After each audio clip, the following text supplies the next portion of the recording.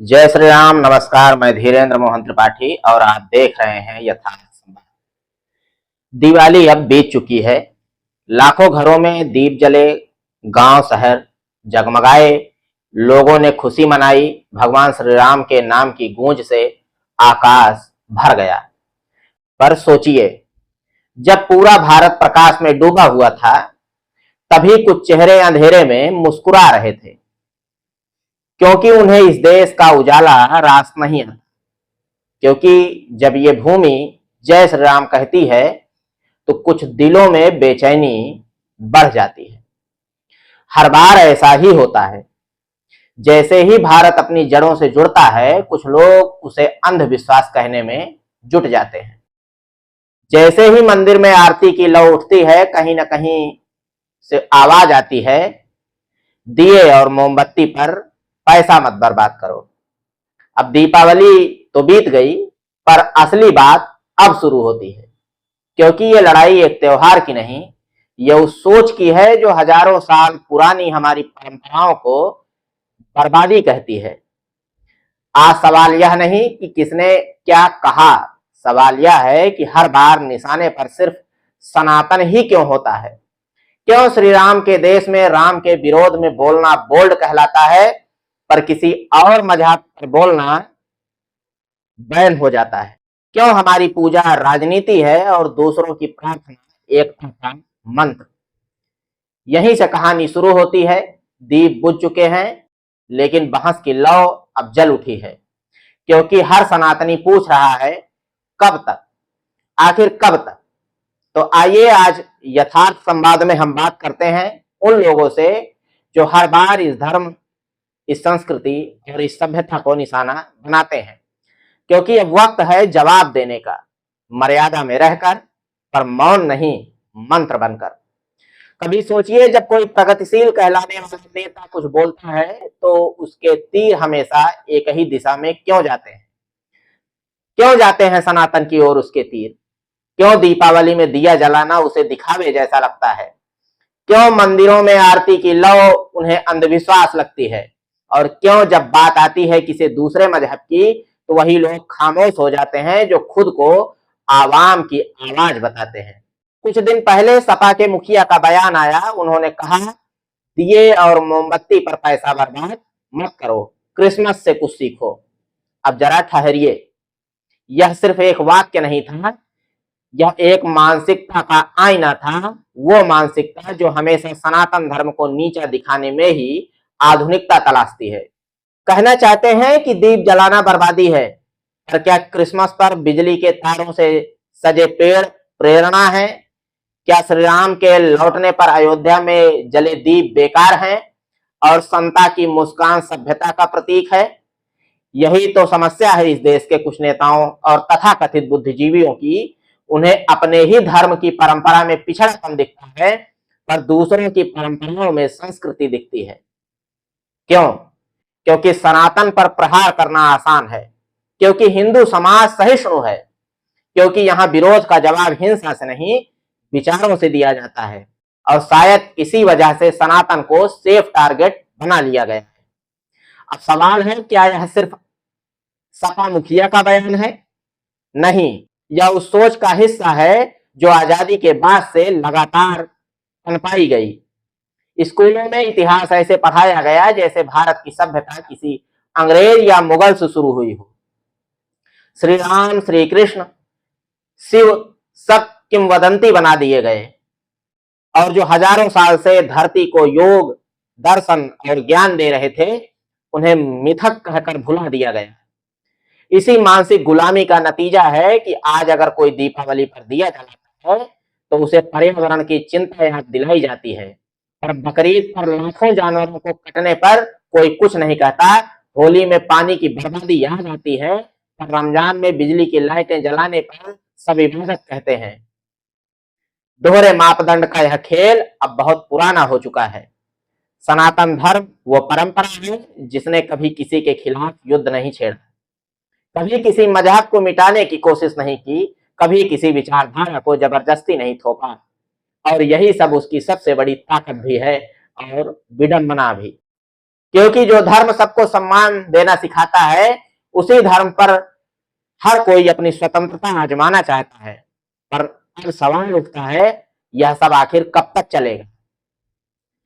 कोई कब तक किसी मंच से सनातन का मजाक उड़ाएगा और हम सब सिर्फ सहन करेंगे? कब तक हमारे दीप, हमारी पूजा, हमारे त्योहार को पिछड़ेपन का प्रतीक बताया जाएगा? कब तक हमारी आस्था को राजनीति कहकर खारिज किया जाएगा? सपा मुखिया जैसे नेता भूल जाते हैं कि भारत में करोड़ों लोग श्री राम को भगवान नहीं, जीवन का आदर्श मानते हैं। राम केवल एक नाम नहीं, एक विचार है, एक संस्कार है, एक संस्कृति है। और जो लोग उस संस्कृति को पैसा बर्बाद करना कहते हैं, वो दरअसल अपने वोट बैंक की राजनीति के लिए इस देश की आत्मा को ठेस पहुंचा रहे हैं। पर एक बात बहुत साफ है, आज का भारत 90 के दशक का भारत नहीं रहा। अब लोग चुप नहीं रहते। अब सोशल मीडिया का दौर है, जहां हर झूठ का जवाब एक क्लिक में मिलता है। और जो लोग सोचते हैं कि सनातन को अपमानित करके आधुनिकता साबित कर देंगे, उन्हें शायद यह नहीं पता, यह देश अब मौन बहुसंख्यक का नहीं रहा, यह अब जागृत सनातनी का भारत है। कभी कभी लगता है इन नेताओं को अपनी जड़ों से ही शर्म आती है। जो राम के देश में रहते हैं, राम के नाम से डरते हैं। जो गीता के देश में रहते हैं, गीता पढ़ने से कतराते हैं। जो योग का महत्व तो जानते हैं, उसे राजनीतिक एजेंडा कह देते हैं। फिर वही लोग खुद को धर्मनिरपेक्ष भी कहते हैं। पर असलियत यह है कि धर्मनिरपेक्षता का मतलब किसी धर्म का अपमान नहीं होता, वह तो सबको सम्मान देना सिखाता है। पर यहाँ धर्मनिरपेक्षता का मतलब बना दिया गया है, केवल हिंदू पर उंगली उठाओ, बाकी सब पर चुप रहो, मौन रहो। कभी आपने देखा है कि कोई नेता कहे बकरीद में जानवर काटना बंद करो, यह पर्यावरण को नुकसान पहुंचाता है? या कोई बोले रमजान में रात भर बिजली जलाना बिजली की बर्बादी है? नहीं, कोई नहीं कहेगा इसको, क्योंकि वहां वोट बैंक है और यहाँ सिर्फ सहिष्णुता। यह सहिष्णुता ही सनातन का सबसे बड़ा बल है, पर यही उसकी सबसे बड़ी परीक्षा भी अब बन चुका है। अब वक्त आ गया है कि इस सहिष्णु को मौन नहीं, साहस बनाया जाए। सहन करना छोड़िए, सवाल कीजिए। जो आपके धर्म को पिछड़ा कहे, उससे सवाल पूछिए, क्या तुम्हारी आधुनिकता सिर्फ हिंदू विरोध पर ही टिकी है? यह सवाल उससे पूछिए। सनातन धर्म कोई धार्मिक समुदाय नहीं, यह जीवन जीने की पद्धति है। यह वेदों की भूमि की आत्मा है, जहां सर्वे भवन्तु सुखिनः कहा जाता है, अर्थात सब सुखी हों। यहां तक कि वो भी जो आज इसके विरोध में खड़े हों, वो भी सुखी हों। और जो लोग कहते हैं दिया जलाना पैसे की बर्बादी है, उन्हें शायद यह नहीं पता कि वह दिया केवल तेल और बाती से नहीं जलता, वह जलता है विश्वास से, परंपरा से और उस संस्कृति से जिसने दुनिया को बताया कि अंधकार चाहे कितना भी गहरा हो, एक छोटी सी लौ उसे मिटा सकती है। जब किसी पेड़ को गिराना होता है तो उसके पत्ते नहीं काटे जाते, उसके जड़ें खोदी जाती हैं। सनातन धर्म के खिलाफ जो अभियान आज आप सोशल मीडिया, राजनीति और फिल्मों में देख रहे हैं, वो कोई आज का नहीं है। उसकी जड़ें बहुत गहरी हैं, बहुत गहरी हैं। इतनी गहरी कि कोई सच्चाई से देखे तो समझ आएगा ये सिर्फ धर्म का विरोध नहीं, बल्कि भारत की आत्मा को खोखला करने की साजिश है। इतिहास गवाह है, जब विदेशी ताकतें भारत आई, उन्होंने सिर्फ जमीन नहीं, हमारी आस्था पर कब्जा करने की कोशिश की। कभी तलवार से, कभी लालच से, कभी मिशनरी स्कूलों के जरिए। मुगलों ने मंदिर तोड़े, अंग्रेजों ने इतिहास तोड़े और स्वतंत्र भारत के कुछ तथाकथित सेकुलर नेताओं ने मानसिकता तोड़ी। यही 3 चरण हैं। पहले मंदिर तोड़ो, फिर इतिहास तोड़ो और अंत में आत्मविश्वास तोड़ो। आपने कभी गौर किया है, स्कूल में हमें शेरशाह सूरी और अकबर महान पढ़ाया गया, पर विक्रमादित्य या चाणक्य सिर्फ नाम के लिए जिक्र हुए। क्यों? क्योंकि ब्रिटिश ने जो इतिहास लिखा, उसमें भारत की महानता को नहीं, उसकी पराजयों को महत्व दिया गया। और वही इतिहास आजादी के बाद भी हमारे स्कूलों में पढ़ाया गया। और शर्म की बात यह कि वर्तमान की सरकार जो देशभक्ति का दावा करती है, राष्ट्रवादी होने का दावा करती है, वो भी किताब से इन इतिहास को मिटा नहीं पाई। यही दुख की बात है। यह वही सोच थी जिसने कहा रामायण एक कहानी है, महाभारत एक मिथक है, जबकि ग्रीक मिथोलॉजी को क्लासिक लिटरेचर कहा गया, भारत की सभ्यता को प्राचीन कहकर पुराना बताया गया, और पश्चिम के दर्शन को आधुनिक कहकर आदर्श बना दिया गया। यही वो मानसिक गुलामी थी जिसे नेताओं ने भी पोषित किया। आजादी के बाद देश चलाने वाले नेताओं में कुछ को डर था कि अगर जनता अपने धर्म से जुड़ गई तो धर्मनिरपेक्ष राजनीति कमजोर हो जाएगी। इसलिए एक नीति बनी, बहुसंख्यकों को दोषी ठहराओ, अल्पसंख्यक को रक्षक बताओ। और यहीं से शुरू हुआ सनातन का विरोध और राजनीति का युग। किसी को वोट चाहिए था तो किसी को कुर्सी, तो किसी ने मंदिर के सवाल को अदालतों में अटका दिया, किसी ने साधु संतों को ढोंगी कहकर बदनाम किया और किसी ने मंदिर बनवाने वालों को सांप्रदायिक बता दिया। क्या यह दोहरा चरित्र नहीं? मीडिया ने भी इस खेल में अपनी महती भूमिका निभाई। जब किसी नेता ने सनातन पर तंज कसा तो मीडिया ने उसे विचार की स्वतंत्रता कहा, लेकिन जब किसी ने भारत हिंदू सभ्यता की भूमि है कहा तो मीडिया ने उसे ध्रुवीकरण बता दिया। कभी ध्यान दिया आपने? अगर कोई व्यक्ति गीता का सम्मान करे तो उसे राइट विंग कहा जाता है, लेकिन वही व्यक्ति अगर कुरान या बाइबल की बात करे तो उसे सेकुलर कहा जाता है। ये कैसी पत्रकारिता है जो श्रद्धा को कट्टरता और आत्मगौरव को राजनीति मानती है। फिल्मों में भी यही चल रहा है। सदियों से जो देवी देवता इस भूमि की प्रेरणा रहे उन्हें अब व्यंग और हास्य का विषय बना दिया गया। यह सब यूं ही नहीं होता, यह एक सुनियोजित एजेंडे के तहत होता है जिसका लक्ष्य है सनातन की जड़ों को कमजोर करना। क्योंकि सनातन धर्म अगर जग गया तो फिर किसी विचारधारा की राजनीति नहीं चलेगी, क्योंकि सनातन धर्म सत्ता से नहीं संस्कार से चलता है। राजनीति की असली मुश्किल यही है। सनातन कोई पार्टी नहीं कि उसे खरीदा जा सके, या कोई विचारधारा नहीं कि उसे तोड़ा जा सके। यह एक जीवित संस्कृति है जो अपने भीतर सुधार भी करती है और विरोध भी सह लेती है। इसलिए हर वह शक्ति जो सत्ता चाहती है वो सबसे पहले सनातन को निशाना बनाती है। इसलिए जब कोई कहता है दिया मत जलाओ तो वो सिर्फ दीपक की लौ नहीं बुझाना चाहता, वो उस परंपरा को बुझाना चाहता है जो आत्म प्रकाश का दीपक है। पर शायद उन्हें यह नहीं पता कि सनातन को बुझाने की कोशिश कोई पहली बार नहीं कर रहा। राम ने भी की थी, औरंगजेब ने भी की थी, अंग्रेजों ने भी की थी, पर हुआ क्या? हर बार राम लौटे, हर बार धर्म जीता। क्योंकि सनातन कोई पेड़ नहीं जिसे जला दो तो खत्म हो जाए। यह तो वो अमर वट वृक्ष है जिसकी जड़ें समय से भी गहरी हैं, जिसकी शाखाओं में बुद्ध भी हैं, महावीर भी, कबीर भी, गुरु नानक भी। यह धर्म नहीं, यह संपूर्ण मानवता का दर्शन है। और जो लोग इसे अंधविश्वास कहते हैं उन्हें शायद यह नहीं पता कि जिस योग, ध्यान, आयुर्वेद को आज पश्चिम सर उठा रहा है वो इसी सनातन की देन है। आज दुनिया सस्टेनेबल लिविंग की बात करती है, जबकि हमारे ऋषि मुनि हजारों साल पहले कह गए थे पृथ्वी मेरी माता है और मैं इसका पुत्र। क्या इससे बड़ा पर्यावरण संदेश कोई दे सकता है? नहीं। पर समस्या यह है कि हमारे बीच ही कुछ लोग पश्चिम के चश्मे से भारत को देखने में लगे हैं।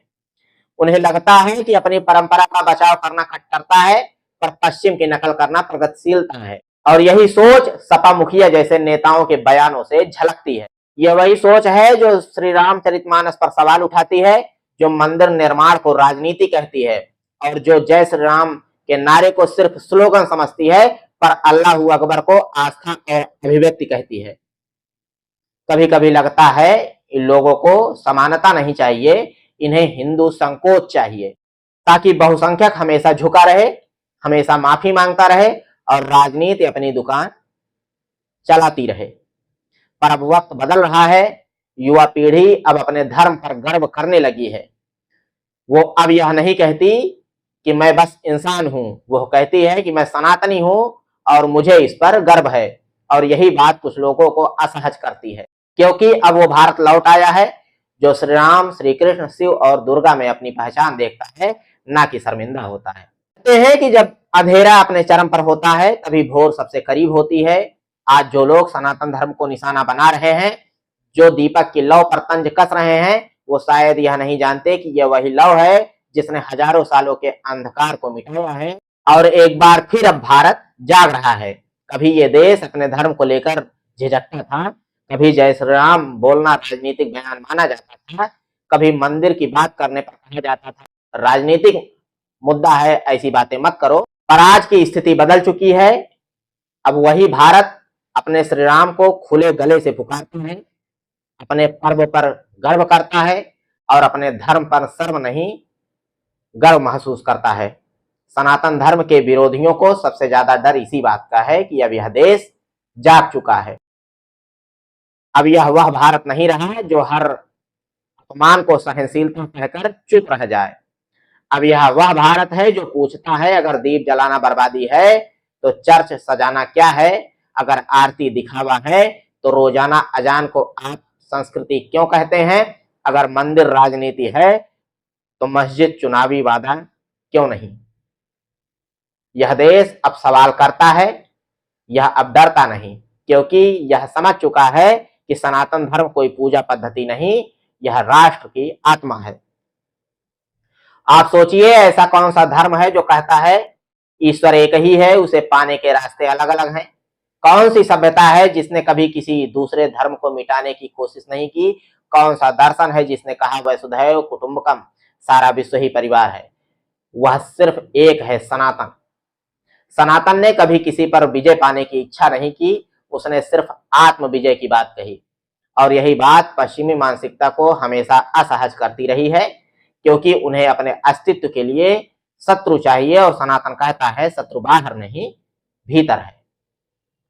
सपा मुखिया जैसे नेताओं के बयान इस देश की आत्मा को डिगा नहीं सकते।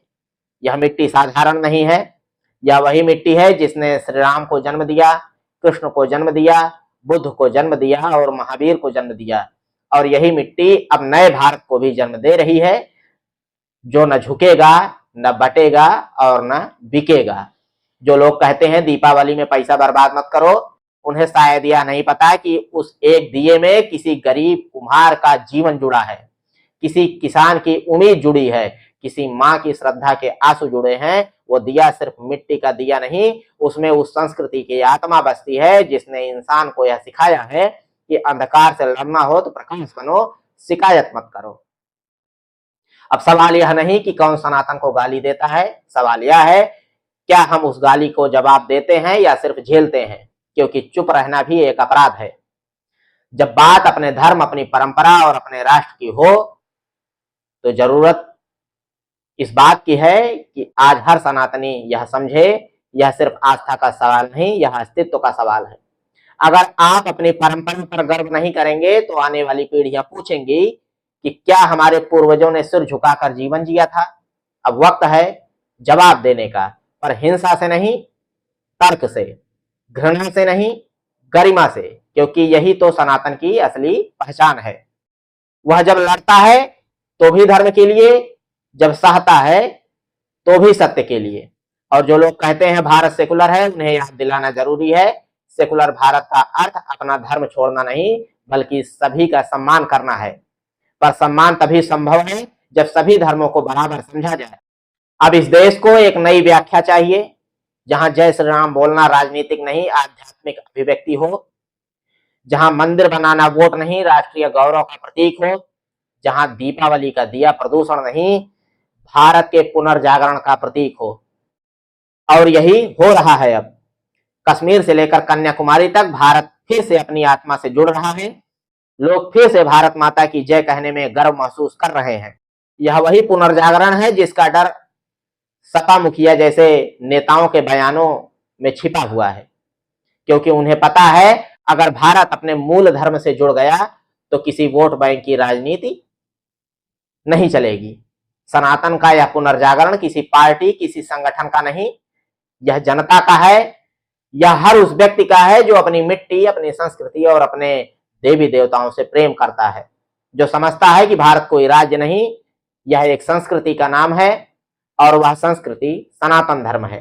तो आज से तय कर लीजिए, अब अगर कोई कहे कि दिया मत जलाओ तो शांत रहकर मुस्कुराइए और कहिए यह दिया तुम्हारे अंधकार के लिए नहीं, मेरे विश्वास के लिए जल रहा है। अगर कोई कहे कि राम की बातें राजनीतिक हैं तो उससे कहिए कि राम राजनीति नहीं, मर्यादा है, और मर्यादा जिस दिन टूटती है सभ्यता उसी दिन मिट जाती है। याद रखिए, सनातन धर्म को कोई मिटा नहीं सकता, उसे न जलाया जा सकता है न डुबाया जा सकता है, क्योंकि वह किसी किताब में नहीं, हर भारतीय की आत्मा में लिखा है। आज जो लोग इसे अपमानित कर रहे हैं, कल वही इतिहास के पन्नों में महामूर्ख कहलाएंगे। और वही सनातन जिसे वो मिटाने निकले थे, उनके अस्तित्व को ही डस लेगा, क्योंकि यह धर्म नहीं, सृष्टि का स्वभाव है। जैसे सूर्य हर सुबह उगता है, वैसे ही सनातन हर युग में पुनर्जीवित होता है। कभी श्री राम के रूप में, कभी श्री कृष्ण के रूप में, कभी विवेकानंद के रूप में, और अब हर युवा के भीतर जो कहता है मैं सनातनी हूं और मुझे इस पर गर्व है। यही है सनातन का उत्तर, शब्दों से नहीं, कर्मों से, घृणा से नहीं, ज्ञान से। और यही भारत की पहचान है, जो बार बार झुकता नहीं बल्कि पूरे विश्व को दिशा देता है। मिलते हैं साथियों फिर किसी खबर में। देखते रहें यथार्थ संवाद। कृपया चैनल को लाइक करें, सब्सक्राइब करें और शेयर करें। जय श्री राम, नमस्कार।